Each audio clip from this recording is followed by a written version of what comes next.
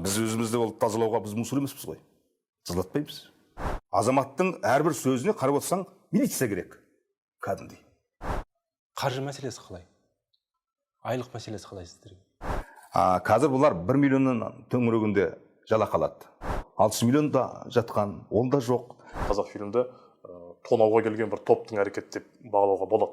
500 миллион теңге анимацияға бөлінген кезде маған бір 2 адам келді деді. Атын айтпаймын деді. Біреуі госзакупщик болып жүрген адам. Жалпы аниматорлар қалай күн көреді?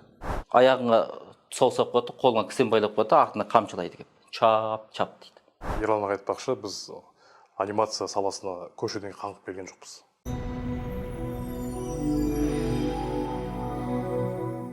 Армысыздар жасалаш YouTube каналының көрермені. Осыдан 15 күн бұрын Қазақфильмде бір топ аниматорлар жалақыларымызды 1 жылдан бері ала алмай жүрміз деп наразылыққа шыққан еді. Аниматорлар Қазақфильмнің сыртында Қазақфильмнің президенті Азамат Сатыбалдының шығуын талап етті, бірақ ол сыртқа шықпады.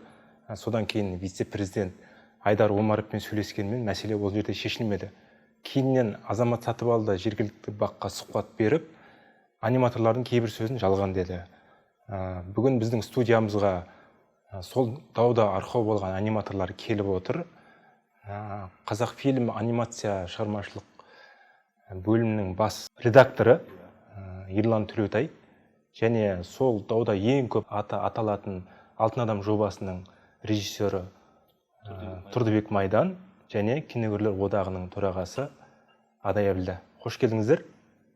Енді Азамат Сатыбалды сұхбат берді. Оған дейін сіздер Қазақфильмде онымен кездесуді талап еттіңіздер, бірақ шықпады. Кейіннен кездестіңіздер ме Азамат Сатыбалдымен? Қазіргі күнде бұл мәселе қалай шешіліп жатыр? Кейін кездескен жоқпыз. Азамат сұхбатында айтыпты, мен әкімшілікте болғам, анау деп жоқ, ол әкімшілікте болған жоқ. Сол күні шығатын жөні бар еді. Журналистер лап қойып Қазақфильмге кіргеннен кейін оның орынбасары Айдар Омаров қарсы алды журналистерді, бізді, бірақ ол орысша сөйлеген үшін журналистерден сұхбат алуға бас тартып, Азамат Сатыбалдың шығуын талап етті ғой. Сосын ол Айдар Омаров қысымға шыдай алмай, мен енді барып білейін деп, басында жоқ деді. Содан кейін бәріміз біліп тұрмыз оның ішінде отырған. Сосын ол барып келді, ол қазір шалмайды деді. Солай деді ғой. Көрдің бе? Бірақ енді кейін сұхбат беріпті, мен онда әкімшілікте отыр едім, маған айтты, енді мәселе былай ғой. Сонда шығып, немесе алдында анимацияның өкілі осы дауды шешейік деп барғанда, Азамат Сатыбалды адам сияқты сөйлессе түк бәле жоқ. Жоқ, бұлардың бір өз ойлаған бірдемелері бар. Қашқақтайды, контактқа түспейді. Кез келген енді шығармашылық ұжым болғаннан кейін, және ол киностудия болғандықтан, бұл толассыз даулар болып жатады Қазақфильмде. Енді талай дауды көрдік қой. Ермек Алмашаевтың тұсында да болды, Бақыт Ғафу ағамыздың тұсында болды, Дидар Амантай бас редактор болғанда, бірақ соның барлығы осылай бас қосып шешілетін. Шешім табатын яғни екен. Табады ол шешуге болады бәрін. Бұлар шешуге тырыспайды. Бұлар жаңағы жазалау тәсіліне жүгінеді. Қорқыту, үркіту, қоқан-лоққы жасау, жаңағындай шығармашылық ұжымға былай айтқанда тісін батырғанда ашық батыра алмайды. Мына әртүрлі әкімшілік басқа ресурстармен, қолдарында құзыреттермен сондай бір тәсілдерге жүгінеді. Ал енді адами тұрғыдан сөйлесуге болады ғой енді. Өйткені біз енді ол қой бағып отырған жоқпыз ғой. Мен мысалы өмірімнің 30 жылдан аса қызмет еттім әртүрлі салада. Сонымен 15 жылға жуығын осы анимация саласында бас редактор болып отырмын. Мен осы анимацияның қай жерден жатқанын білем. Қанша аниматор бар екенін білем. Кімнің қандай деңгейде режиссер екенін, кім қандай сурет сала алатынын, қанша студия бар екен, оның әлеуетінің қанша екенін білем. Сосын даулардың бұрын қалай шешілгенін, енді мен анау Қайдаровтан бастап бәрін көріп келатырмын ғой енді. Менің енді өмірлік тәжірибем көп қой енді. Олар кеше ғана келіп жатыр. Бұлар жаңа соқыр көзбен шешеміз дейді. Жаңағы өздерінің бір наным сенімдері бар жаңағы. Бүйте саламыз, сөйте саламыз деген. Ал шығармашылық жұмыс өте нәзік нәрсе. Ол жаңағы әпербақандық, әкімшілдік, әміршілдік тәсілмен шешілмейді. Шығармашылық адамдарын аялау керек. Шығармашылық адамдарын құрметтеу керек. Олардың көңілін табуға тырысу керек. Бұлар гүл сияқты. Гүлге су құймасаң, немесе күннің көзіне қоймасаң, өліп қалады ғой. Бұлар шығармашылық мына тұлғаларды өлтіруге айналды. Мынау Тұрдыбектегі мына осы отырғанда әзер отыр. Мына аққан ауруына шалдықты, мына жаман ауру. Мына Қытайға емделіп әзер шақырып алды. Өйткені мына ресми жауап беруіміз керек бұларға.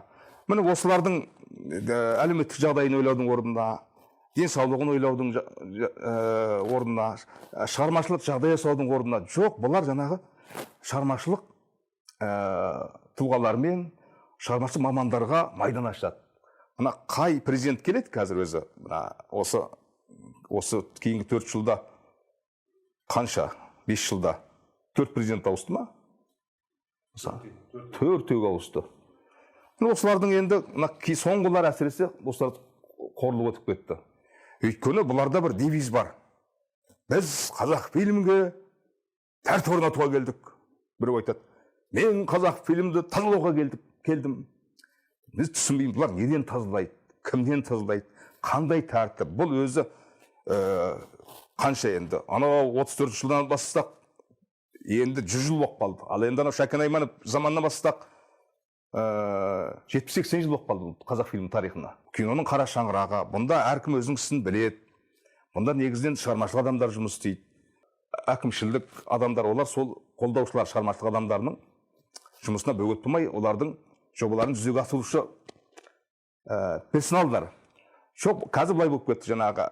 Әркім өзінің жаңа президент келеді, ол өзіне дейінгі жаңағылардың бәрін жұмыстан шығарады, өзінің командасын жинайды, және олар кино мамандар емес, қағылған, соғылған адамдар қайдан келетінін білмейсің. Ал енді олар мынау кәдімгі джунгльге кірген сияқты көздері алақтап, кімнің кім екенін білмейді.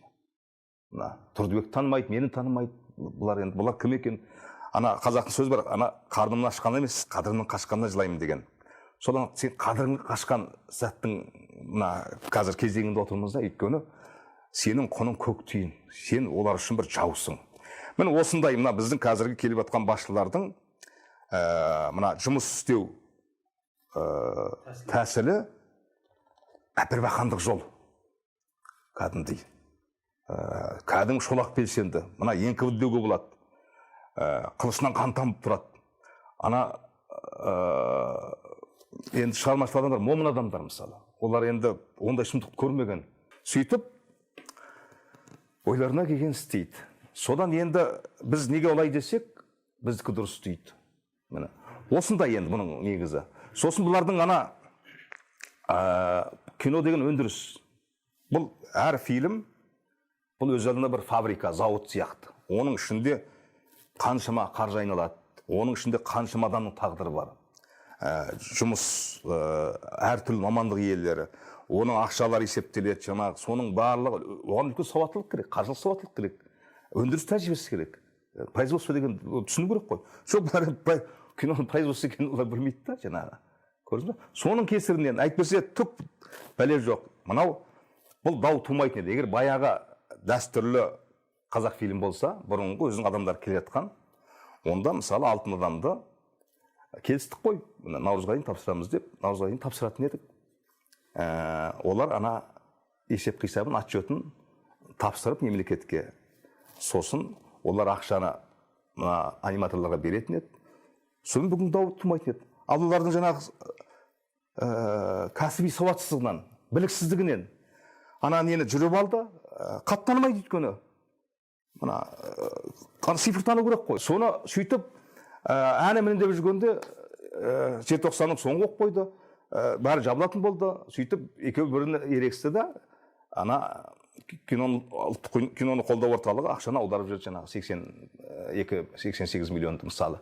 Сөйтіп осылардың біліксіздігінен осындай бүкіл қазаққа әйгілі болған мына ұлы дау туындап жатыр. Енді Азамат Сатыбалды берген сұхбатында құжатқа байланысты ешқандай мәселе жоқ. Бұл жердегі мәселе ескертулерді уақытында тапсырмағандықтан ақша қайтып кетіп отыр деді. Жалпы Тұртек мырза, сіз қалай ойлайсыз? Бұл жерден сіз режиссер болдыңыз, басқасында жүрсіз. Мәселе ескертпелердің уақытында тапсырылмағаннан ба, әлде құжаттың 2023-нің соңына дейін тапсырылмағандықтан ба? Енді алтын адам айтып отыр ғой, сол жасалғалы 5 жыл болды дейді. 5 жылда біз 382 күн жұмыс жасаттық. Ол өзі қазақ фильмінің санамасы бойынша, есебі бойынша, договор бойынша жасаған уақыт. Сонда біз әр жылда 3 ай, 4 ай, 2 ай жұмыс жасағанбыз.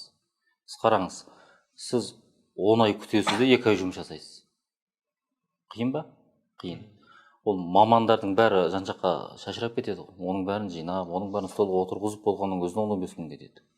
Кейбіреуіне ай кетеді. Бабын жоғалтады. Иә, өнен кейін ол бабын жоғалтады. Мынау сурет салып отырған адам есінен шығып кетеді. Өнен кейін мынау фильм қазір мынау 3D, 2D деп бөлінеді ғой. Біздікі мына 2D, мысалы 2D.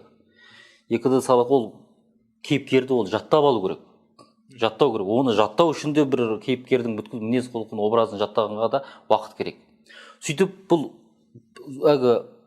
аузыңдағы сөзіңді бөле берсе, сөзіңнің тамтығы кеткен сияқты, бұл фильмнің сөйтіп тамтығы кетті, шыны керек. Иә. Ол шығармашылық адам ретінде, режиссер ретінде менің жаныма қатты батады. Мен осы басшылықтарға сан бардым.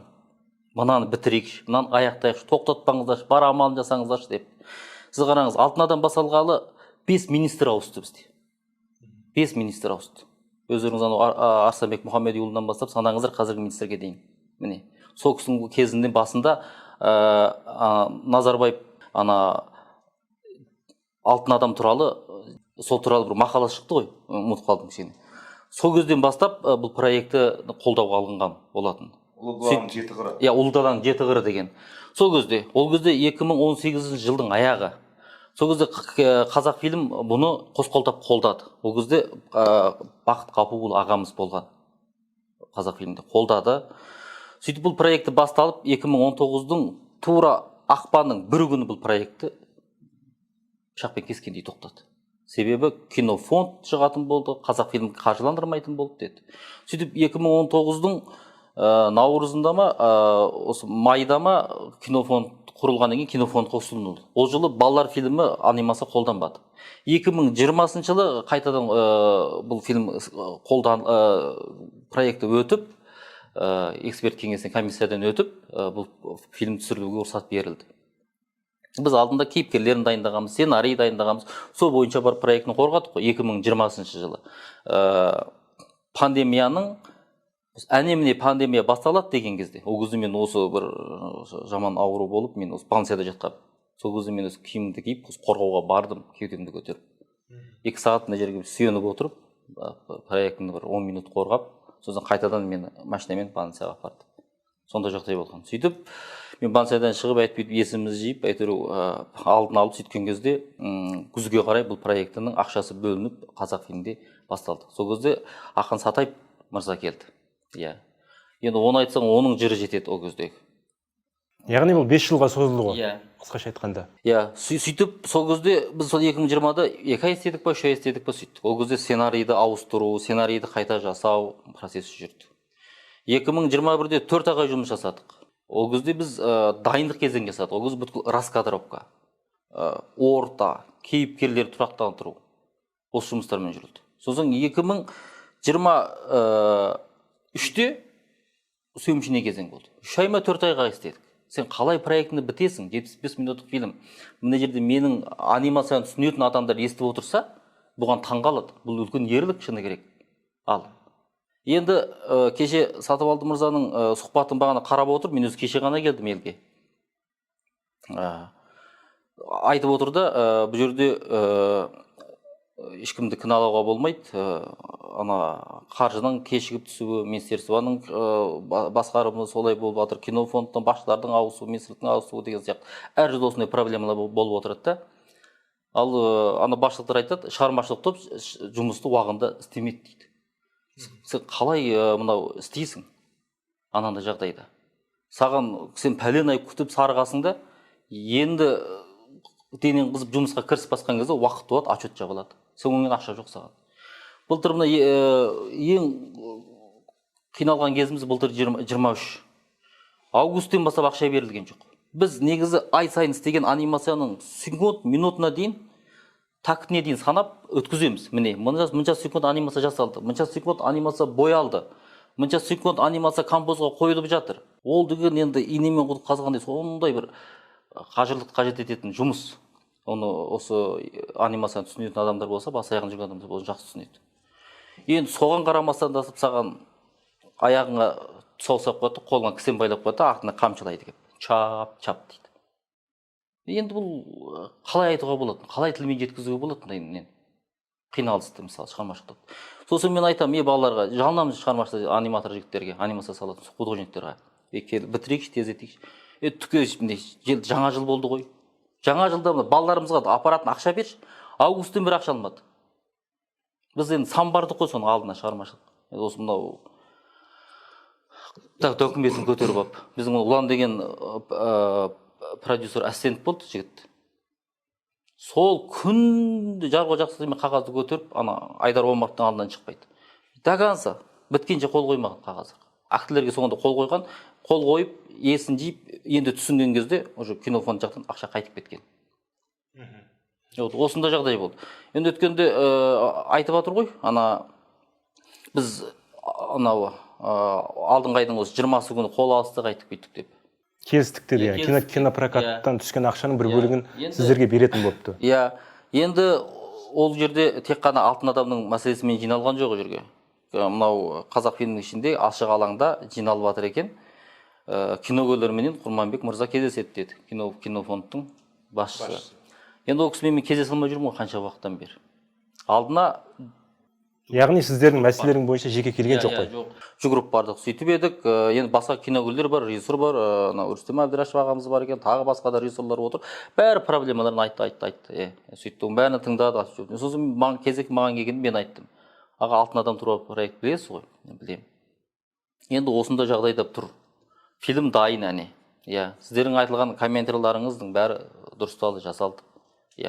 Енді бұл енді халықтың аманаты ғой. Бұл енді халықтың баласына ұсынылу керек болды. Итак, Мұзбалақ 2018-ден бері қаратай қанша жыл болды? 5 жыл, 6 жыл болды. Әлі бір полнометраж фильм шыққан жоқ. Тек қана алтын адам емес, алтын адаммен қатар жасалады деген фильмдердің бәрі сотта жатыр қазір. Бұл қандай жүйе? Айналып келгенде бұл жүйесіздік. Бұны жүйені қалыптастыру үшін бұл мамандармен сөйлесу керек.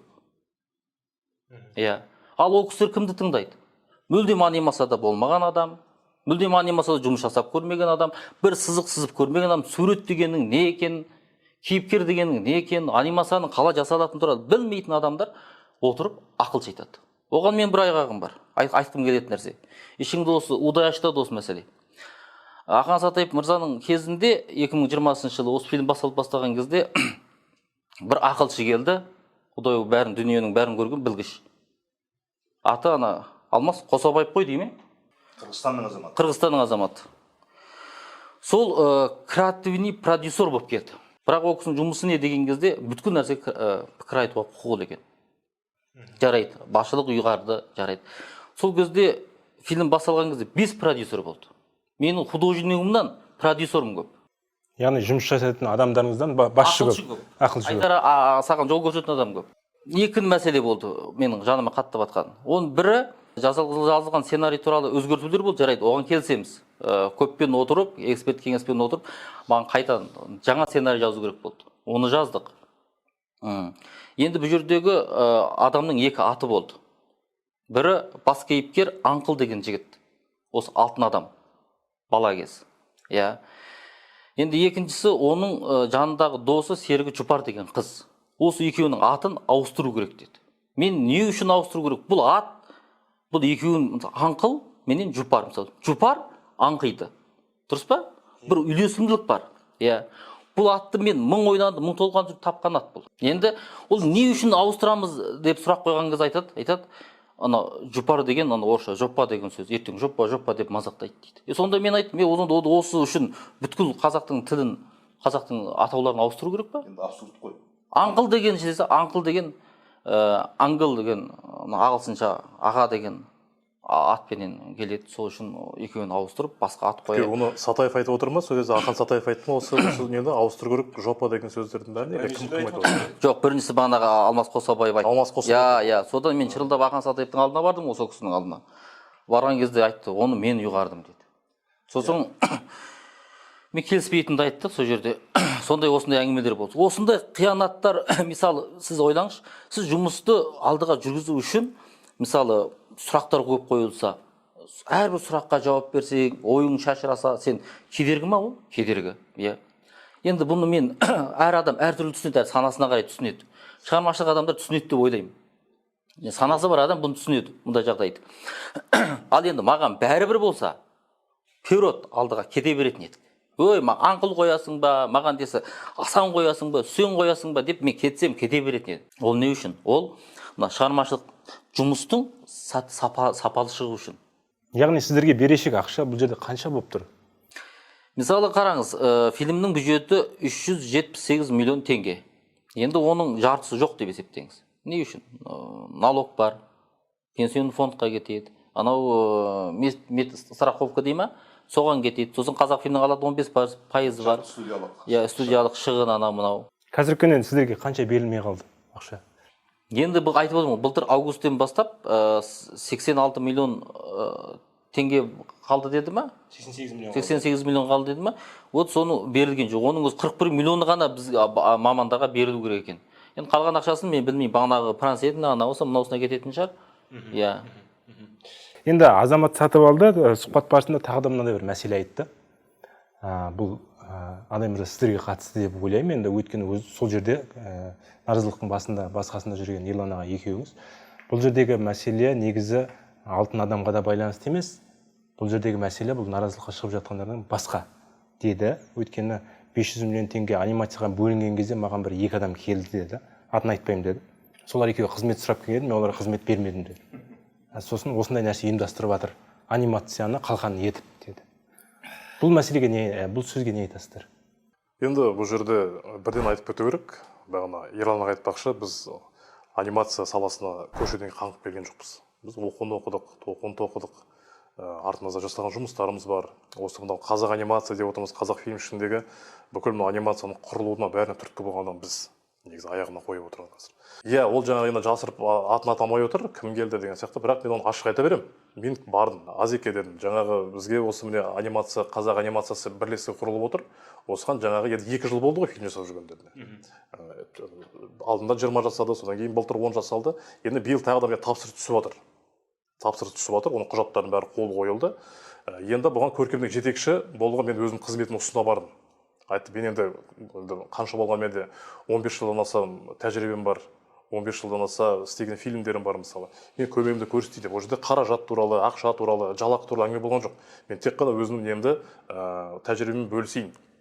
Фильм жасауға көмектесейін деп, көркем жетекші болуға бола ма деген кезде жоқ, мен оны шешім шығара алмаймын, министрлікпен келісемін деді. Жарайды, сонымен әңгіме доғарылды, тоқтады. Ары қарай оған ешкім барған да жоқ. Енді біреу қорқытты деп отыр, енді біреу кім қорқытқан білмеймін, енді мен атынан бір қорқытпаса, мен оны қорқытқан жоқпын шыны керек. Содан ең күйініштісі осы міне 2 апта өтті ғой, жаңағы шу басталғалы, бүкіл пресса, бүкіл бұқаралық ақпарат құралдарының бәрі жар салды, бүкіл Қазақстанда бәрі байқалап отыр. Бірақ осы күнге дейін ең таңғалатыным, әлі де бірде бір рет осы топпен жинап алып, осы Қазақфильм басшылығы бір рет жинап әлі бір түсіндірме кездесу өткізген. Яғни сіздермен бір мәмілеге келген жоқ әлі, бір жиналып. Әлі мәміле жоқ, сондағысы жаңағы интернеттегі жазбадан көріп отыр бәрі. Ана балалар маған хабарласады, не болды, немен бітті деп. Мен айттым, қандай шешім шыққан әлі белгісіз. Біз интернеттен ғана көріп отырмыз дейді, жаңағы кімнің Фейсбукта жазбасынан кинотеатрға шығарамыз, кинотеатрдан ақша табамыз деген. Енді әрине бәріміз білеміз. Бізде кинотеатрдан кіріс табу деген өте қиын. Мүмкін емес деп айтуға болады. Өйткені оған жарнамасына ақша керек, анасына керек, мынасына керек. Содан кейін жаңағы бұның тапқан табысы әлі де бөлінеді іштен. Сонда жаңағы Тұрдыбек айтып отырған 41 миллионды қалай шығарады? Ол үшін қандай кіріс болу керек? Мәселе сол жерде. Бірақ бұл жерде байқалады, бұл кинотеатр деп жаңа созып, осы әңгімені соза беріп, бұл істі құрдымға кетіп қала ма деп қорқып отырмыз. Сондықтан біз осы жерде мұқият болуымыз керек. Және де бұл енді біздің өз тарапымыздан, киногерлер одағының тарапынан біз осы киногерлердің жаңа мұңын мәселесін әрі қарай көтеруге бармыз. Уәде берумен мына құтылғысы келеді да, бұл өзі мына Назарбаев заманнан қалған бір дәстүрге айналды ғой. Әйтеуір ұқит-сұқит уәде беріп, құтылып кету. Ана әлгі анекдот бар ғой. Не есе өледі, не патша өледі, не қожанасы өледі дегендей. Соны айтып біреу болар деп, бұлар қандай жағдайда болсын, осындай негізсіз уәде береді. Және енді кинотеатрдан ақшаларымды алып беремін деген бұл тағы бір абсурд. Біздің тәжірибемізде мысалы 2 толық анимациялық фильм түсірілген. Ол екеуі де ештеңе жиналған жоқ. Жақсы түсірілді. Қазір бәленбай миллион просмотр бар мына YouTube арналарда. Бірақ мына кинотеатрлардың жүйесінде ол көрсетуге мүдделі адамдар отырған жоқ. Олар оны 4-5 күн қояды, алып тастайды. 4-5 күнде ол бізде 50-60 қана кинотеатр, олар не жинайды.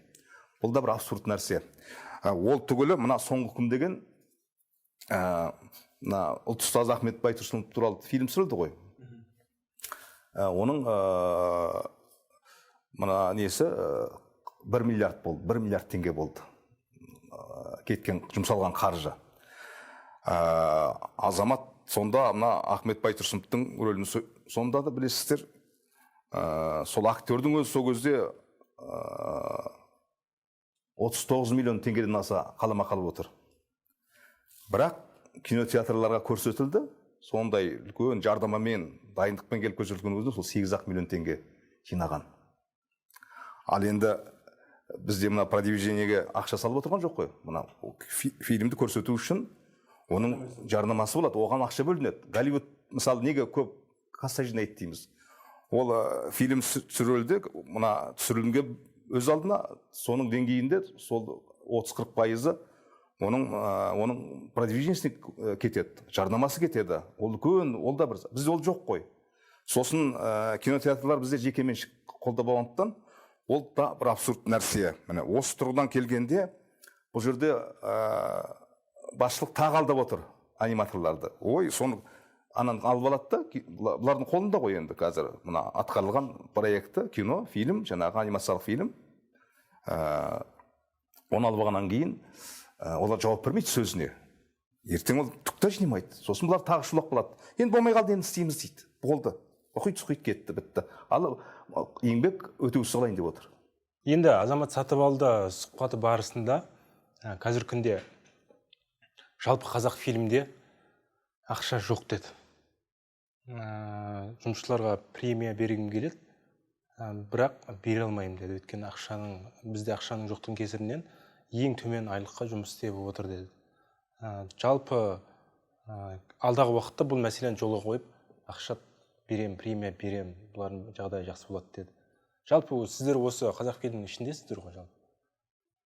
Қаржы мәселесі қалай? Айлық мәселесі қалай сіздерге? Штатқа байланысты айтып отырмын. Енді Азамат Сатыбалды сонда айтыпты, қазақ фильмінің 1 миллиард 200 миллион қарызы бар. Мен соның 700 миллионын төледім. 500 миллион қалды дейді.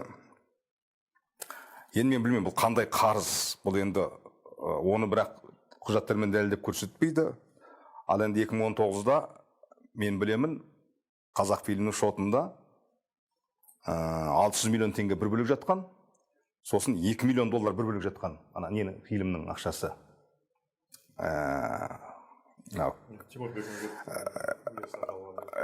Соның сол 2 миллион доллар деген доллар үлкен ақша. Жаңағы 600 миллион да жатқан, ол да жоқ. Сол аз уақыттың ішінде пандемия болды, ана болды, бірақ қазақ фильм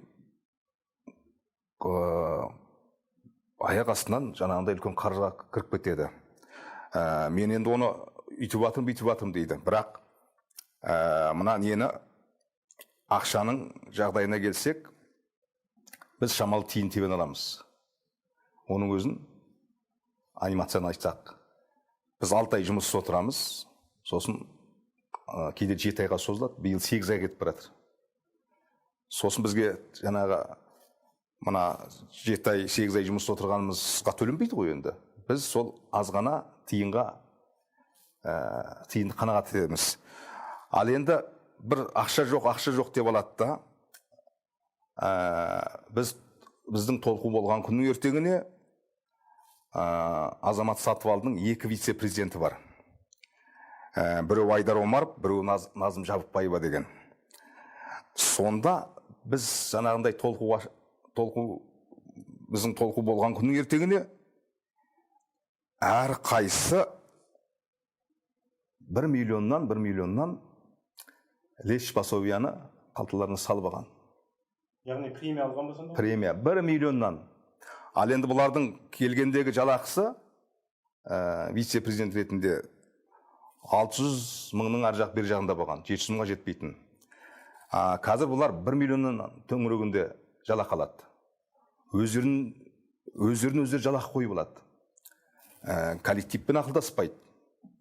Ал енді Жапонияда білесіз, компания тығырыққа тірелсе, компанияның президенті басын иіп, жұмыскерлерден, қызметшілерден, мамандардан басын иіп кетіп қалады ғой. Жоқ, бұлар компанияға, мына кино мамандарға ақша бере алмаған сайын, өздеріне мына миллиондап ақшаны алып жатыр.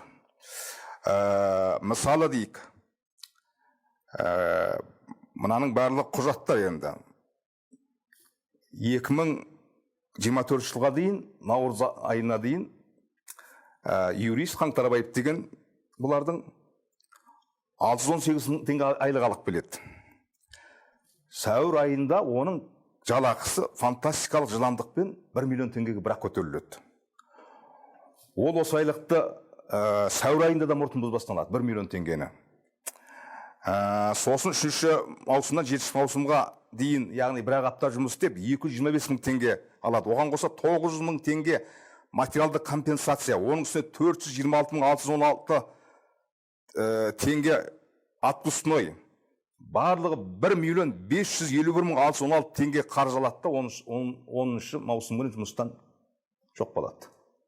Ал енді бұл көпе көрінеу тонау емес, олар не бітіріп жатыр, заңгері. Ана 2 вице президент не бітіріп жатыр? Мына шығармашыл адамдардың соңына түскеннен басқа. Жоқ. Аниматорлар мыналар үйіне жаңа жылда баласына сыйлық апара алмай отыр. 8 мартта әйелін құттықтай алмай отыр. Үйдің қарызы бар, ипотека бар, оны жаба алмай отыр. Бұлар жаңағы жерде осындай қазақ фильм қаржылық тығырыққа тіреліпті деп жарысалады да, өздері осындай миллиондаған қаражаттарды қалшыларына салып алады. Мысалы, ал енді қазақ фильмге бәрін ақшаны беріп отырмыз дейді. Сөйтеді ғой. Қазақ фильмге де жұмыскерлерге де қояды. Қазақ анимацияға да бәріне түгелдей айлығын беріп отырмын дейді. Ал енді мынаған не дейсіз? 2023 жылдың қазан айында қазақ фильмде 160 қызметкер болады. Олардың айлық жалақысы 48 миллион 460 мың теңге болған. 160 адамның жалақысы айына. Ал енді 2024 жылы сәуірде бұл штат 29 адамға азаяды да, салдарынан 131 қызметкерге қысқарған мамандардың айлық жалпы жалақысы 49 миллион 208 мың теңгені құрайды. Көрдіңіз бе? Штат аншама қысқарады, бірақ 1 миллион теңгедей тағы да қосылады. Жалақы қоры өзгермейді дейсіз ғой, иә? Жалақы қоры өсе түседі. Штат азайған сайын. Сонда қарап отырғандай, қазақ фильм басшылығы осы қарапайым қызметкерлерді жұмыстан босатып арқылы солардың есебінен өздеріне айлықтарын бір жылдың ішінде 2 есеге дейін, 2 есеге жуық көтеріп алған болып шығады. Сосын енді бір сұмдығы, осы жалақылар жарайды, енді 48-49 миллион болсын. Енді қазақ фильмге төлеп отырмын дейді. Сонда кімге төлеп отырсыз? Қазақ фильмде қазір бірде-бір кино көре қалмады. Сол штаттағыларды айтайын мен сізге? Күзетшілер, сантехниктер, электриктер, еден жуушылар, заң бөлімі, бухгалтерия, әкімшілік қызметкерлері. Болды, тек қана жаңағы обслуживающий персонал. Сонда енді қазақ фильм онда не қылып тұр ол жерде? енді осылай бола берсе біз мемлекеттің кино түсірдеп берген ақшасын жай мына неге мына әкімшілік немесе жаңағындай шаруа адамдарға беріп отырсақ. Бұны бірде қойыңыз. Енді қазақ анимацияға да айлығын төлеп отырмын дейді. Анимацияда қазір айлық төлеп отырмын дейді. Анимацияның қазір Айбеке Рахымжанова, сосын тағы бір қызымыз бар. Барлығы жоқ 3 адамға, және ол толық емес айлық 60 000 теңге төлейді. Оның өзін олар сәуір айынан бастап төлеген ба? Сәуір айынан бастап төлеп отыр қойдым, мен қазір қателеспесем. Мен әрі кетсе наурыз айынан дейікші. Сонда оның өзіне де жаңағы толық төлемейді. 60 000 теңгені ұстатып, 60 000 теңге ақша ма? Минимальный күнкөріс, өлмес үшін қайыршыға беретін ақша. Соны енді азамат сатып алды. Азамат басымен қалай мен анимацияның айлығын беріп отырмын деп айтады. Жаңа 3 адаммен. Оның ішінде тұрдыбек та жоқ, оның ішінде редактормен де жоқ, оның ішінде мына көркемдік жетекші де жоқ, оның ішінде бір сурет салатын адам жоқ, оның ішінде бір жоба жүріп жатқан жоқ қой. Міне осының бәрі бізді ойландырады. Бұлар енді өздерінің сөздеріне өздері есеп бере ме? Азаматтың әрбір сөзіне қарап отырсаң, милиция керек. Кәдімгідей. Енді біз қолымызда мына құжаттардың бәрі тұр ғой. Ішінде біз отырмыз ғой. Осы қалай түсінуге болады? Енді осы жерде мен онда айта кетейін, Ерлан аға. Жаңа сіздің бүкіл айтқан фактілеріңіз бәрі негізі о баста заңдылық тұрғыдан тексерісті қажет етіп отырған нәрселер екен. Ол мына мемлекеттік аудит қызметі бар, мәдениет министрлігінің аудит қызметі бар, прокуратура бар. Негізі енді бұқаралық ақпарат құралдары арқылы да өтініш жасауға болады, негізі заң бойынша. Сондықтан осы жерде мүмкіндікті пайдаланып, киногерлер одағының атынан осы құзырлы органдарға осы фактілер егер дәлелденсе, онда осы фактілерді тексеріп, аудит жүргізіп, осы фактілерді бетке шығару керек. Өйткені енді Қазақфильм біздің бәріміздің қара шаңырағымыз ғой енді. Ол деген қазір кризистік жағдайда тұрған күннің өзінде, егер шынымен де жаңағындай 1 миллион сыйақы, 2 миллион сыйақы деген сияқты бірдеңелердің бәрін бөлдірген болса, онда ол заңсыздық. Ол жаңағындай заңдық тұлғалар, заңдық органдар бағасын берсін, тексеріп бағасын берсін. Онда біз әлі де қағаз түрінде не жасаймыз, хат жазамыз осы органдарға. Осы ұйымдар осының бәрін тексерген дұрыс деп ойлаймын. Өйткені бұл деген шынымен де егер дәлелдері бар болған күннің өзінде, бұл шынымен Қазақфильмді тонауға келген бір топтың әрекеті деп бағалауға болады. Сондықтан тексеріс қажет етеді бұл жерде, сондықтан осыны қаперге алып отырайық. Сосын тағы бір нәрсе, мынау Қазақфильм алдында болған даудың кезінде бір мәліметтер айтылды ғой. Сол кезде жаңағы көшеге шыққан аниматор мамандардың жалақысын бермей, бірақ үкіметке салығын төлеп тастады Қазақфильм деген бір мәлімет шықты. Ол рас екен, біз оны тексеріп көрдік. Шынымен сондай болыпты. Ендігі мәселе осы әрекеттің осы шешімді кім қабылдады? Ол қабылдаған шешім заңды ма, заңсыз ба? Ол заңды болса, оны ары қарай жаңа жалақысын қай уақытта беру керек тиісті деген сияқты бір келісім шарттарда бір шегі болу керек қой. Заңсыз болса, оны кім тексереді? Оны кім жаңа жауапкершілігін кім арқалайды, кімнің мойнында деген сияқты осы бір мәселелер бар. Бұл таза жаңағыдай енді заңгерлердің айналысатын мәселесі. Біз енді заңгер емеспіз, біз шығармашылық адамбыз. Бірақ біздің ойымызша енді бұндай мәселелер мынау Қазақфильмнің практикасында болмаған сияқты, тәжірибесінде. Жаңағы Қазақфильмнің аниматорлардың салығын төлеп тастап, пенсиондық жаңа зейнеткерлік қорға жіберіп, бірақ жалақысын төлемей қою деген, ол да айтқанша енді бұл енді заңдық тұрғыда бір болсын бағасын беру керек болсын десе. Неге олай істейді? Сұмдық қой, бұл белден басу заңды. Өйткені үкіметтен құтылып алып отырды. Үкімет оларға айтады, не болды мынау, салық қайда төледік қой дейді. Мыналар екі саусағын мұрнына тығып отыр. Жолы мемлекеттің ақшасы ғой. Ол қандай олардың құқықтар, правалар бар. Жаңағындай олар ауырып қалды ма? Аниматорлармен соғыстамыз деп жаңа ертеңіне 1 миллионнан ақшаны қылдай бұрып, 2 вице президент қалтасына салып алады. Құжат бәрі тұр. Бұл деген енді мен білмеймін.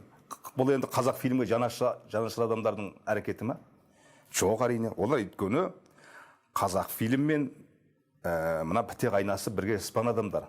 біз енді жаңа айтып отырмын ғой, біз мына менің еңбекке қабілетті өмірімнің жартысын осы Қазақфильмге бердім. Өйткені Қазақфильмге менің моральдық жауапкершілігім бар. Өйткені мен сол анау 2010 жылдан бастап анимацияны қолға алғанда мен келдім мысалы. Соның бәрі менің қолыммен, жаңа Жәкен Дәненовтың қолымен құрылған. Одан кейін мына Адаймен осы Тұрдыбек, мына жаңа, мен айтам, мына жаңа замандық анимацияның бастауында, мына Әмен Қайдаровтың бір заман өз алдына. Бірақ жаңа заман анимациясының бастауында осы екі тұлға тұрады. Мен оны ресми түрде айта аламын. Өйткені мен бұлардың қалай анау жүргенді бітіріп келіп, қалай анимация жасаған бәрін, жанкештік ниеттерінің бәрін көрдім. Мынау Тұрдыбек денсаулығына дейін беріп отыр. Сол күні-түні жұмыс істеймін деп. Ешқандай норматив сақталмайды. Өйткені 4 ай қалады фильм тапсыруға, ал оған 9 ай берілу керек. 9 ай норматив бойынша. Бұл өз анау заманда үлкен ғылыми мына дәлелдермен ғылыми негізделіп жасалған нормативтер. Бір фильм, қысқа метрлі анимациялық фильм жасау үшін 9 ай уақыт. Жарайды, 8 айға сүрейік. Қазір енді компьютер кішкене көмектеседі. Жоқ, 3-4 айда сценарийда жазылу керек, раскадровкада салыну керек. Үлкен процесс қой. Бұл үлкен процесстен тұрады. Оны асыра алмайсың. Біздің мына жастар алда ауру болып жатыр.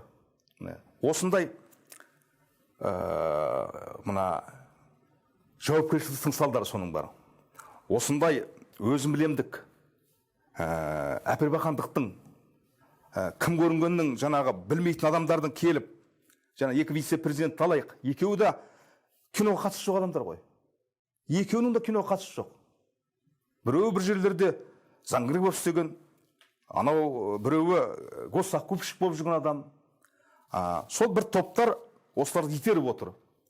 Өйткені ол жаңағы осылар арқылы ойлайды, Қазақфильмде бір миллиардтар бар, соны өзіміз шетінен кетіп жаңа жеп отырамыз деп ойлауы мүмкін. Осындай мейірімі жоқ, осындай бір шығармашылық потенциалы жоқ, таза осындай адамдарды мына былай айтқанда зорлықшылар адамдарды, коллективтің жағдайымен санаспайтын адамдарды билікке алып біледі. Көрдіңіз бе? Әйтпесе ол Қазақфильмде олар жұмыс істеу мүмкін емес. Ана 512 мет, мына еңбек лауазымға лайықтылықтың бір ережесі бар ғой, 512 мет нөмірі үкіметтің. Сол бойынша қарасаң, мына азаматтың айындағы орынбасарлардың бірде-біреуі сол неге келмейді, шарттарға. Толмайды ол несі, өйткені мүлде басқа жақтан келген. Ал вице-президент, өндіріс жөніндегі президент, ол өндіріс білу керек. Ол мысалы жаңағы Айдар Омаров деген бір күн мына түсірілім алаңында болмаған адам. Мына менің түсірілім алаңында бәленбай жыл жүрмін. Мына ұлы фильмдердің бәріне қатыстым. Мына менің қолыммен жасалды. Анау қазақ хандығы, атақты тарихи фильмдердің барлығы, жаңа Құнанбайға дейін мен қатыстым. Сол қыста үскірік аязда, жазда аптап ыстықта жүріп, денсаулықты да бердік. 10 000 бет менің осы Қазақфильмде жазған дүнием, 10 000 бет. Редактор ретінде жаңа сценарийім бар, редакциялағаным бар, басқа аудармаларым бар. 10 000 бет еңбегім жатыр мен компьютерімде. Мына көзді бердім. Сонда мен қалай Қазақфильмге жат боламын? Олар кешегіде көшеден келе салады да, Қазақфильмді тазартамыз дейді. Кімнен тазартады? Тазартатын адам қалған жоқ. Қазір Қазақфильм бұрынғы дулы, нулы шығармашылық тұлғалардың жүретін орны, жаңа Асанәлі, Әшімбағалар, Нұржамановтың Байып, ақсақалдарымыз келіп, әңгіме дүкен құрып, мына сатып алды ағаларымыз мысалы кабинетін тартып алып, ол да құсап өлді мысалы. Осындай жауыздық мысалдарынан сатып алдыларын беттің кімге жазығы бар еді? Оның аядай кабинеті болды. Соны осындай келді да тартып алды кабинетін. Арендаға береміз деп. Мен Құдайдың зарын қылдым. Жалғыз корифей қалған, отырсын, ел келеді. Сонда әйтеуір Қазақфильмге ес қой, осы кісі отырса, енді жақсы, тамаша, одан сатып алдыларын беттің аты кім керек? Соған барады, бәрі, сатып алдыларын бетті көріп деп кетеді келген. Журналистер келсе де көрсететіміз сол кісі, енді басқа ешкіміз қалған жоқ. Жоқ, соның бәрі мысалы қолымыздан енді өлтіріп алып отырмыз. Осындай жаңағындай әпербақандықтың кесірінен, осындай кісі сыйлау білмегендіктен, кісіліктің жоқтығынан. Мына өзі қарасаң, мен таңғаламын. жаңа осы келіп жатқан басшылар ойна келіс дейді. Ойна келіс дейді. Бұл тұрғыдан қарасаң, олар орыс сияқты. Орыс ойна келіс дейді ғой. Ал енді былай ылдым-жылдым уәделі тұрмаушылық жағынан сарт сияқты. Абай айтады ғой, бет бергенде шырайың сондай жақсы. Қалай ғана бұзылды сарса сыртын деп. Сырты бұзылып қалады. Біресе бұлай бұл төте қалады. Біресе бұлай бұл төте қалады. Бір қазақы кісілік қасиет күтесің осылардан. Келіп жатқан басшылардың жоқ. Біреу дін қуып кеткен, біреу тағы бірден қуып кеткен. Сондай бірдемелерін жайнамазын сүйреткен біреулерді жинап алады мысалы. Ол енді ол өнер ордасы ғой, ол діни орда емес қой. Мешіт салсын, онда ан жаққа барып кетсін. Ол өнер. Өнер мен дін деген мәңгі антагонист. Ол басы қосылмайды екеуінің. Ол сенің басыңа дін кірді десе, ол шығармашылық тоқта, айналайын сонда кет. Сен өйткені шығармашылық ортаны түсіне алмайсың. Ол ішіңде вирус кірді деген сөз. Жоқ, бұлар бұны түсінбейді. Көрдіңіз ба? Осындай келеңсіздіктер осы Шәкен Айманов атындағы Қазақфильм киностудиясында өкінішке қарай болып жатыр. Біз шырылдаймыз, біз жау боламыз. Жаңа Азамат айтыпты ғой, жаңа Қазақфильм жамандай береді деп. Ол дау ішінде шешілу керек деп айтады. Енді біз шешуге құмбыл болдық, ұмтылып бақтық. Қалай шешесің? Ештеңе жауап бермей, өйткені өзінен қол қою құқығын алып тастаған. Онымен қалай сөйлесесің? Мен ана қол қою құқығы бар деп, ана Айдар Омаровқа қайта бардым. Айдаржан, айналайын, сен мына шаруамен ойнама, бұл былай. Бұл нәзік, өзі шетін мәселе, мынаны ушықтырма деп. Безірейіп ап, иә дейді, жаңа қазақша білмейді. Өздеріңіз істей береді. Бұл жөнінен Қытай сияқты бұлар, жаңағы. Ешқашан қарсы келмейді. Бір әйтеуір қазақтан ада бір топ келіп жатқандар. Ең соңғы қалған мамандарды жұмыстан шығарып, оның орнына қазақ киносында бір күн қызмет етпеген, мына әліппесі түсірілмалан ғой киноның. Соған бір күн шықпаған адамдарды алып кеп қойып жатыр. Мен айтар едім, Қазақфильмді солардан тазалау керек. Бізден тазалағанша. Оны ғой бізден тазалау ғой. Біз өзімізді ол тазалауға біз мұсыр емеспіз ғой. Тазалатпаймыз. Мен сізге мәлімдейін. Көрдің? Ол кім? Кеше ғана келеді Қазақфильмге. Біз Қазақфильмге өмірімізді беріп отырмыз. Менің фильмографиямды көріп көрсін. Біреуінің фильмографиясы жете алмайды. Мен 3 киноның 3 саласы бар. Көркем фильм, деректі фильм, анимациялық фильм. Мен үшеуінде де істедім. Үшеуіне де 4 төктім. Сен ана тарих фильмдерді қалың көрермен куә. Қаншама солардың диалогтарын бәрі мен жаздым. Бәріне мен редактор болдым. Олы фильмдер түсіріліп жатқан Қазақфильм осы уақытқа дейін. Қаншама деректі фильмдер жасадым. Мына соңғы 15 жылдағы анимациялық фильмдердің барлығына мен редактор болып отырмын. Өйткені мен білем. Анимациялық тілін білем. Деректі фильмнің тілін білем. Көркем фильмнің тілін білем. Үшеуінің тілі 3 бөлек. Киноның тілі деген 1 бөлек. Ол сізге әдебиет емес. Мен соны меңгерген адам. Мен өмірімді арнап отырмын осыған. Енді кеп бұлар дейді, анимацияға, киноға қатысы жоқ адамдар дейді. Бұл сұмдық қой. Осындай адамға кінә тағуға, жала жабуға бола ма? Осындай басшы бола ма? Өздерің айтыңдар, айналайындар. Тағы бір мәселе бұл жерде тексеруге байланысты. Басында наразылыққа шыққанда айттыңыздар, анимация бөлімін қазір жауып қойды, тексеріс жүріп жатыр, ішінде қудалау басталды дедіңіздер. Азамат Сатыбалды берген сұхбатында ешқандай тексеру болып жатқан жоқ. Енді бұл тексеру болған күннің өзінде ешкімді қудалаған жоқ деді. Бірақ сол жерде наразылық болып жатқанда жасы 80-ге келген Тамара Мұханова, қателеспесем, аниматор, режиссер, сол жерде бізді қудалаған кезде қызметкерлер жылады деген мәлімет айтып қалды. Жылатып қуып шықты деген. Енді бұл жерде қаншалықты рас? Көзіме көргенде айтайын енді. Мен өзім сол жерде болдым. Келсем біздің жаңағы сол жерде отырған қыздар бар, жігіттер бар, 4-5 адам далада жүр екен. Не болды десем, бізді жаңағы Қазақфильмнің қауіпсіздік бөлімі адамдары келіп, бәрімізді жаңағы заттарымды алып үлгерген жоқпыз дейді. Ішіне бәрін тастап, далаға қуып шығып, ішіне есіктің бәрін құлыптап алды дейді. енді біз аттарымызды ала алмаймыз, не кете алмаймыз, не істетімізді білмейміз, сол телефонымыз алып қалды деп кәдімгі ана жерде зар қағып тұр. Жылағандар да болды оның ішінде, көзіммен көрдім мен. Содан жаңағы сөйлестік, вице-президентпен сөйлестік, неге деп едік, олар айтады, оның ішінде жаңағы 6 адамның ақшасын алмай жүрген балалардың өзінің жұмыстарын жасап жүрген бір мәлімет келіп түсті, соны тексеріп жатырмыз. Былай айтқанда левый сырттың бір тапсырыстарын істеп жатыр дейді. Мен айтамын, сендер өздерің қарызсыңдар ғой балаларға. 1 жылдан аса уақыт өтті, әлі ақшасын бере алмай келесіңдер. Олардың үйінде компьютер жоқ, олар не істейді? Келіп рұқсат бере бермейсіңдер, отыра берсін, жарайды, тексере бер. Ешқандай әңгіме жоқ. Азаматқа кірдім, осы әңгімені айттым. Ертең бұлар ертең шығамыз деп отыр, көтерілеміз деп отыр, не істейміз? Шешейік мәселені. Тексере беріңдер, сендердің құқықтарың бар. Бірақ ана адамдарды орнынан қуып шығудың ешқандай сендердің құқықтарың жоқ. Өйткені бұл жерде біз 2009-дан бері жұмыс істеп келе жатырмыз. Өмірі бір рет те бұны тексеріс болып көрмеген. Бірде бір қалам, бірде бір жаңағы қағаз жоғалып көрмеген анимациядан.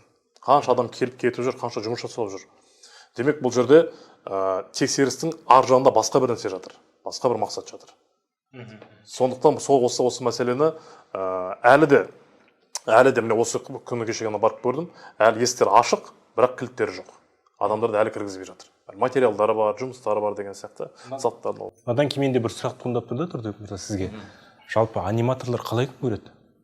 Қалай күн көріп жатсыздар? Енді мынандай сіздерге ақша бермей жатса, таксовать етіп жүр, паркте сурет салып жүр. Содан кейін мынау қазір балапан телеарнасы енді жыл сайын тоқтаусыз олар бір үрдіспен бір қалыпты түрде анимацияны жұмыс жасап жатыр ғой. Бірақ енді ол жақта бюджет аз, бірақ сол тиын тебенге сүйеніп сол жаққа жұмыс жасап сөйтіп күн көріп жүр. Иә. Шетелге кетіп жатқандар. Енді тағы бір жері қазір мынау онлайн ғой. Онлайн жұмыс жасайды да, мықты мамандардың бәрі шетелмен жұмыс жасап жатыр. Оның için шақырып әкеле алмайсың қазір. Шетелде жақсы төлейді, уақытында төлейді. Артық әңгіме жоқ. Ол саған тапсырманы береді, сен жұмысын істеп бересің. Болды, ақшаң шотыңа түсіп тұрады. Үйінде, кабинетінде, жақсы компьютерін алған, кондиционер қосулы, жақсы кабинетінде отырып, шетелмен жұмыс жасаған мамандар көп. Енді қараңыз, бізде жүйе енді быт-шыт былай айтқан кезде. Бір тоқтайды, бір жүреді, бір басшы ауысады, екінші басшы келеді. Ол сені ет түсінбейді, шаруаңды шешпейді, сөйтіп жатқан кезде біз қаншама штатқа грантқа оқытқан мамандар, өзіміздің қолымызда аниматор болып жұмыс жасаған жақсы художниктер, анимация салатын мамандар шетелге жұмыс жасап кетіп жатыр. Иә. Енді біз енді қанша жылдан бері жұмыс жасап, бірге жұмыс істеп, кішкене бауыр басып, аға бауыр болып, аға қарындас болып үйреніп қалғандарды алтын адам жұмыс жасаған кезде, мысалы августтен бастап, анау міне әлі дейін, былтырғы августтен бері қарай бір тиын алған жоқ балалар. Солардың бағана айтып отырған, міне жерін жөндеп жібер, әне жерін бүйтші, мынаны қайта салайық дегенде, олар Әміржан ағамызда да күн бұлт күндер келеді маған. Себебі күн ашық күндер паркте отырып сурет салу керек. Күн ардагері. Күн ардагері. Мен Қайдардың шәкірті. Ал күн бұлт күні барайын дейді де, күн бұлт күні келіп, ана компьютерге келіп, менің айтқан заданияларын тап жасап береді. Енді ақшасын қашан бересіңдер дейді. Айтамыз. қалған күндері ол кісі көшеде сурет салады. Енді қазір сөйтеді ғой, енді басқа енді нан табу керек қой, нан табу керек. Иә. Анау астында бір машинасы барлар таксовать етеді. Енді сөйтіп күн көріп жатыр шыны керек. Иә. Енді бұл жағдайды осы күнге дейін сұрап келген ешкім жоқ. Сіз ғана сұрап отырсыз ғой. Қайлай күн көреді деген сұрақ. Егер осы азаматтың дегені болып, мұнан қиттаса болды, ол басқа анимация келеді. Мен әне айттым ғой, мына шешесін танымайтын космополиттер қазір мына ұлттық түгі жоқ. Солар келеді, одан кейін оны сіз қайдан жинай алмайсыз. Олар неше түрлі көрсетеді, неше түрлі сізге салады. Одан кейін тағы шу болады. Одан кейін олар да күресіп жатыр өзінше. Осындай біз қазір жалпы анимация 2018-ден кейін біз дағдарысқа түстік. Өйткені 2018-де біздің бір шарықтау шыңымыз болды. Осы Күлтөгі мен Мұзбалақ 2 толық метрлі мультфильм жарыққа шықты. Екеуі де көрермендер тарапынан керемет жылы қабылдады. Содан кейін бізде күрт соққылар беріле бастады. 5 толық метрлі анимациялық фильм сотта жатыр қазір. 5-еу. Бұлар біздің балалар соттап жатыр.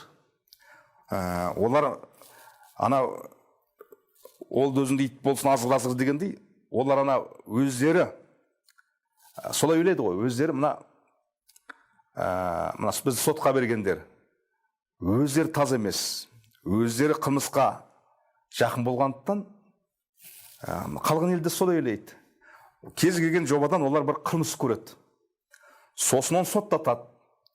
Тіпті бір сұмдық болған ана нені соттағанда, мына Ділшат пен кімнің фильмін соттады ғой. Сол жаңағы 5 фильмнің ішінде алтын адам да бар. Алтын адам, сосын мына 5 толық метрлі фильм, экранға шығатын фильмнің 5-еуі де сот. Иә, сонда бір сұмдық топтар жұмыс істеп жатыр ма деп ойлаймын. Өйткені толық метрлі фильм ол үлкен біздің балаларға рухани азық қой. Сол 5 фильмнің де қанатын қырықты. Сонда жаппаған жаласы, жақпаған күйесі жоқ. Сонда мынау мен сол кезде эксперт кеңесте отырмын, мына біздің ұлттық киноны қолдау орталығының. Сонда мен таңғалғаным, сол жаңа кімдер, Қосыбаевтар, мына эксперт кеңесті алып тастап, басқа кеңес жалдады ғой, басқа эксперт жалдады, ана жала жабу үшін. Ол енді алтыда бычыт қылды, ол ана бала болып бітпеген шарана ғой жаңағы, эскиздер ғана жасалып жатқан. Сол жаңағы шарана болып бітпеген фильмнің сұлбасына неше түрлі жала жауып, ақыр қазір 5 фильмнің қазір енді үшеуі сотталып кетті да, сондай ма? Нәтижесінде де көріп, студиялар күйреді, адамдары жұмыс қалды, фильм жоқ. Бұның ар жағында адам тағдыры ғой, бұның ар жағында суреткерлердің тағдыры ғой. Олар өзін мына шығармашылық адам ретінде дәлелдегісі келеді, өзінің бір арман мақсаттарын аниматор ретінде жүзеге асырғысы келеді, режиссер ретінде. Қазақ баласы сонда кімнен кем? Неге біз оларды сотқа ала жүгіреміз? Неге бір компромисс болмайды? Неге біз оларды осы балалардың болашағын соттауға құмармыз? Шығармашылық адамнан сұрау керек қой, мысалы. Бұл қанша уақытта бітіреді? Иә, қалай болып жатыр? Қалай болып жатыр? Қанша уақытта бітіресің? Мына фильмнің деңгейі үшін сізге тағы не қажет? Деп сұраса ғой шіркін.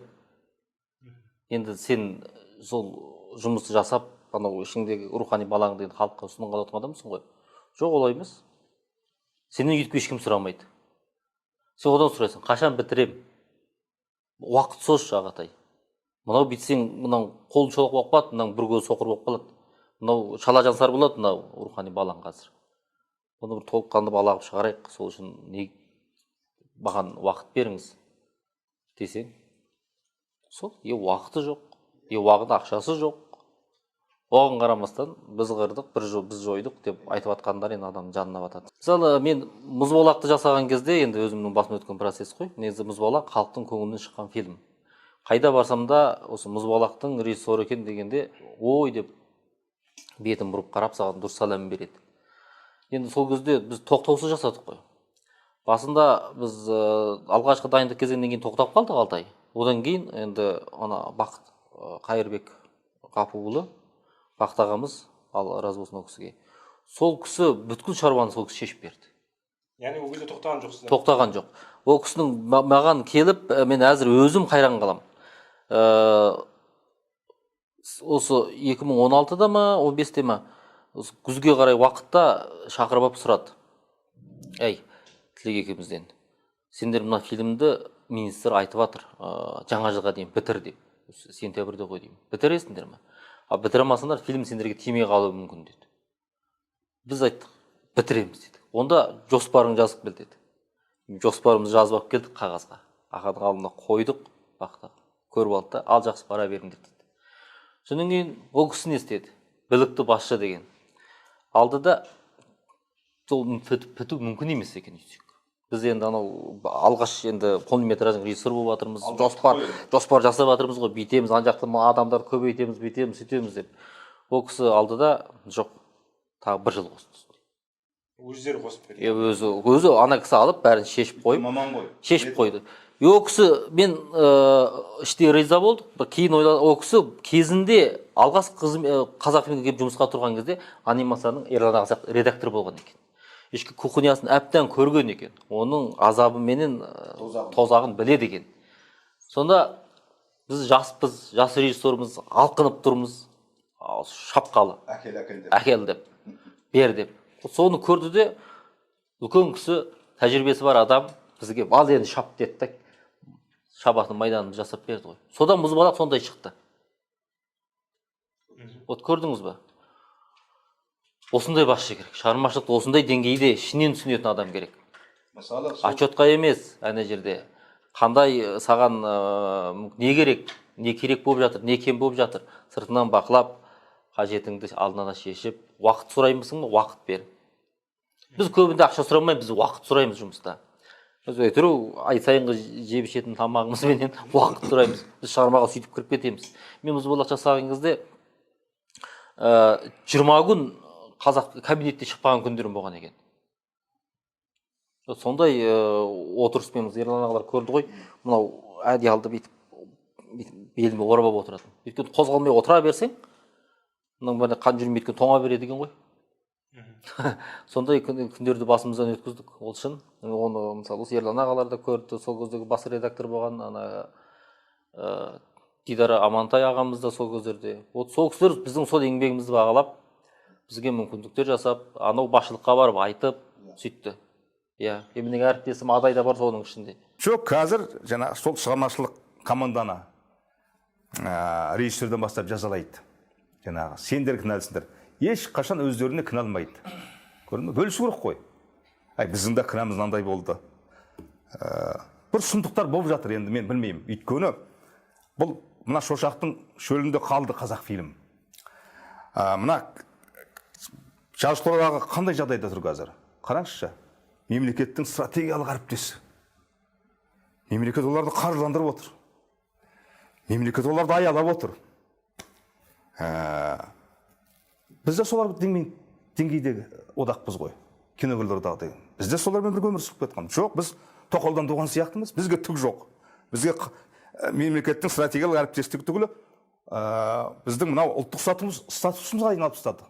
Бізде мынау бұрын ұлттық компания едік қой. Шәкен Айманов атындағы Қазақфильм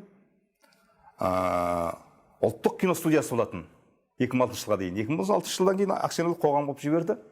Содан әлі біз акционерлік қоғамбыз. Өне азамат сатып алды. Не дейді Құдай?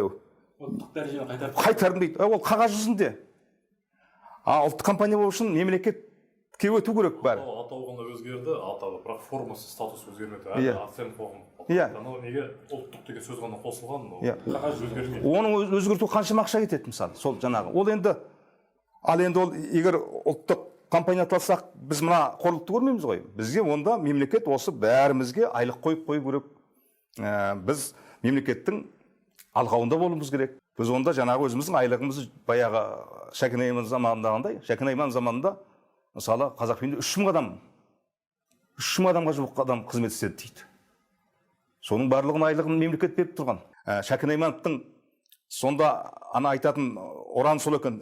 Осы актер үшін осылар жесін, осылар киінсін. Міне осы тек қана жағдай жасаудан қол тимей өзі қайтыс болғанда кассасында көк тиын ақша болмады ғой, жерлеуге Шәкен Аймановты. Көрдіңіз бе? Ал қазіргі қазақ киносының басшылығында жүрген кез келген адамды қарашы, соңғы жылдардағы. Қабат коттедж үйлері бар, көліктің соңғы үлгілерін мінеді, бизнестер өз алдына жүріп жатыр. Таза коммерсанттар. Ал енді өнер мен коммерция деген ол өнер, дін, коммерция бұл үшеуі бөлек нәрсе. Коммерция мен дін одақтаса алады, ал өнер мен дін коммерция одақтаса алмайды. Біздің мұратымыз, мына отырған, біздің мұратымыз өнер жасау, кино жасау. А бұлардікі коммерция. Бұларды тағы басқа бірдеме. Сөйтеді да бізді жазғырады. Қазақ фильмге қатысы жоқ деп. Бұлардың өздерінің қатысы жоқ. Бұлардың бір мүддесі ғана бар. Менің айтпағым осы. Біз енді бұл мәселемен соңына дейін барамыз.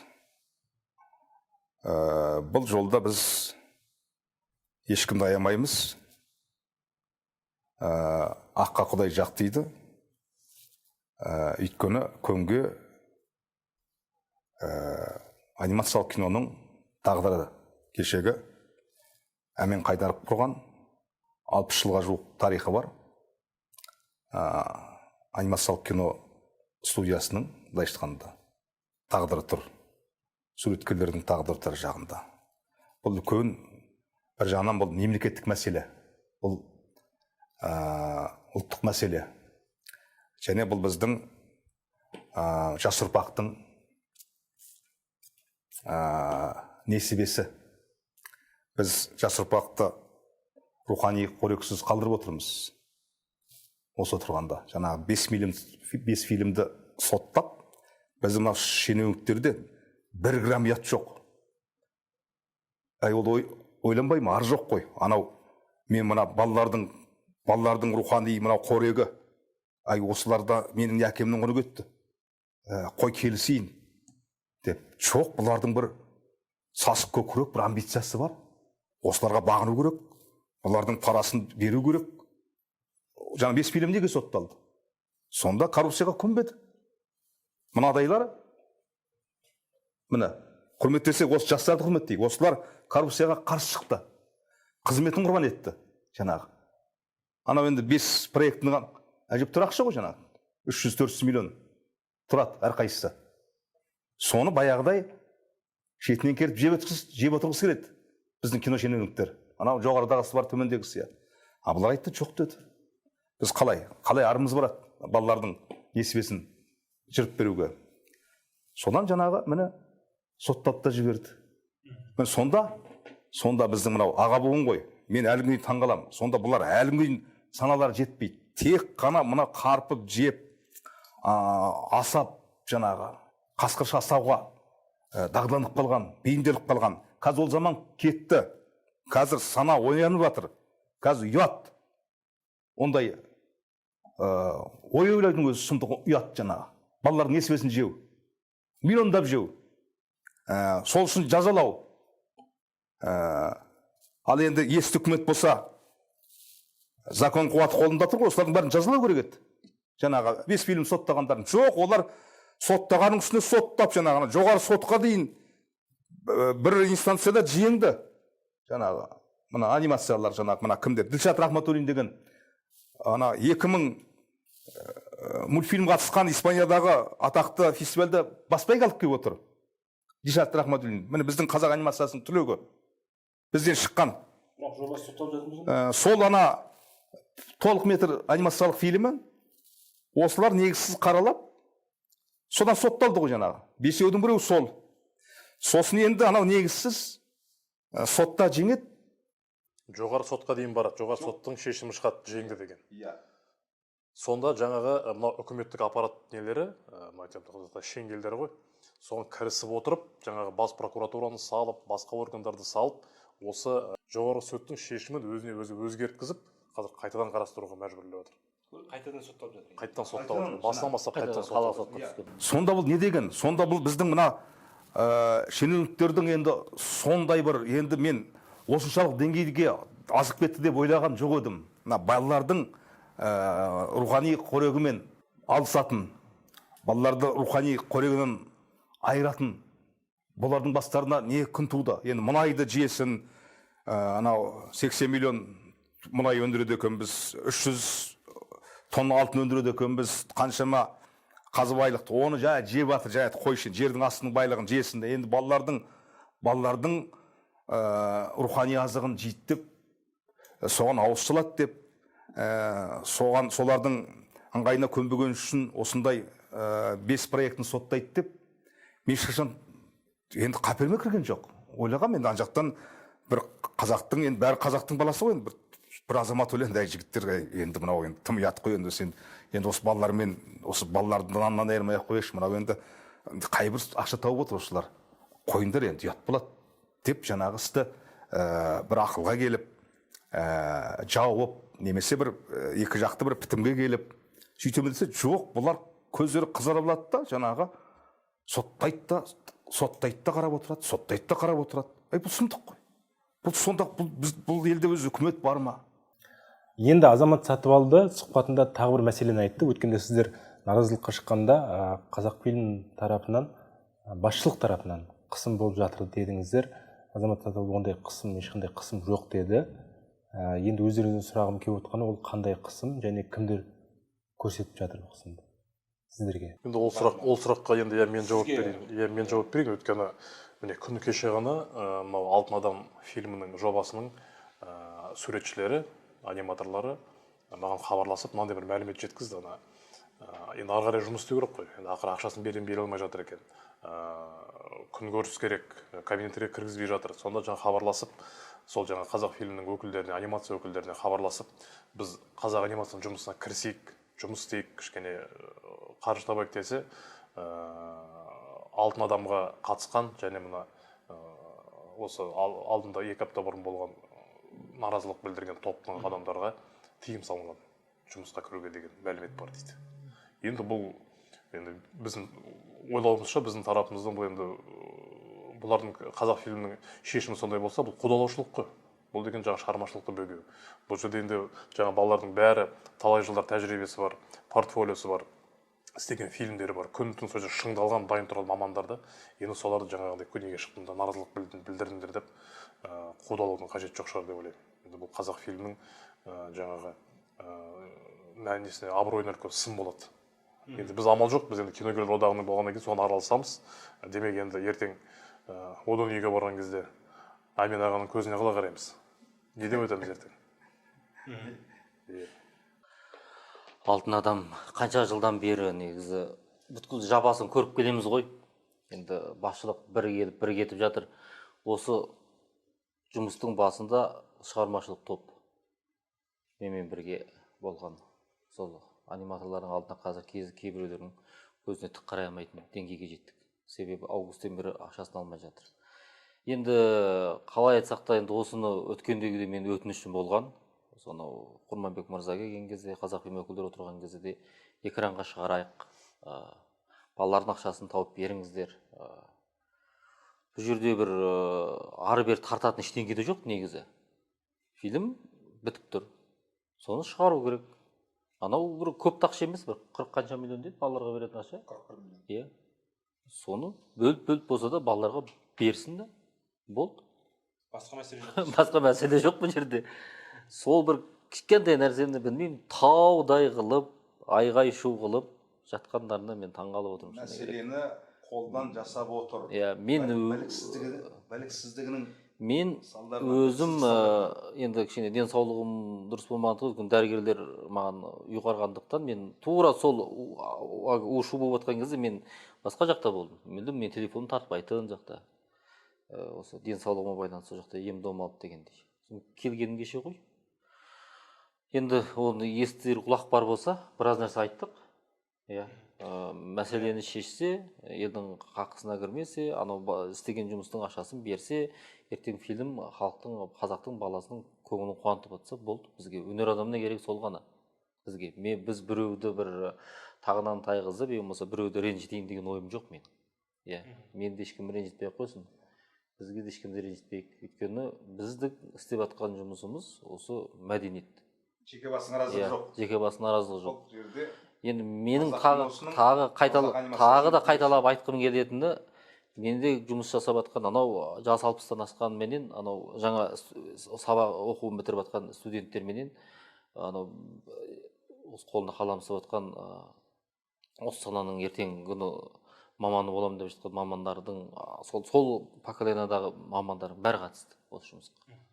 Иә, кейбіреу біраз жұмысын істеп кетті, кейбіреу басынан аяғына дейін келе жатыр. Енді осы кісілердің алдында ұятты болмай, мен де режиссер ретінде осы командадан бастап жүрген адам, мен де ұятты болмай, қазақ фильмінде де ұятты болмай, бәрі орнына кетсе, оңынан шешілсе дейміз. Иә. Негізі бір алып біткен ештеңе жоқ, бірақ осы мәселені шешпей отыр да, қаншама уақыттан бері, жыл болды мінекей. Жылдың аралығында жыл уақыт күтті негізі, сабырменен. Иә. Жалпы бүгін көп нәрсе айтылды деп ойлаймын. Осы жерден тоқтатсақ, ардақты аниматорлар келіп, өз пікірлеріңізді айтып, сұхбат беріп жатқандарыңызға көп рахмет. Әсіресе Тұрдыбек мырза емделіп жатқан жерден сонау ұзақтан келіп, осында сұхбат бергеніңізге сізге де рахмет айтамыз. Құрметті көрермен, біз осымен тәмамдаймыз. Жас алаш каналына жазылыңыздар, лайк басып пікір жазыңыздар. Сіздердің әрбір пікірлеріңіз біз үшін маңызды.